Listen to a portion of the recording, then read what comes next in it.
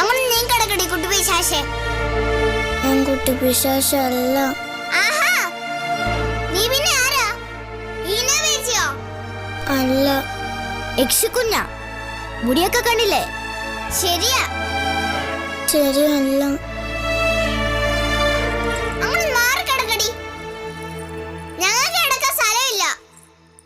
ഇനി എങ്ങോട്ടാ മാറുന്നേ? ഇവിടെ ഭിത്തിയാ. അതിലോട് ചേർന്ന് നടക്കടി.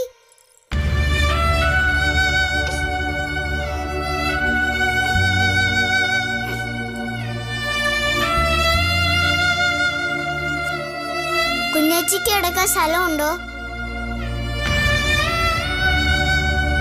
ഇവിടെ ഒട്ടും സ്ഥലമില്ല. ഞാൻ ഇപ്പൊ താഴെ വീഴും. അങ്ങോട്ട് തള്ളു രമ്യ മോളെ, കുഞ്ഞേച്ചിയും കൂടെ സഹായിക്കും.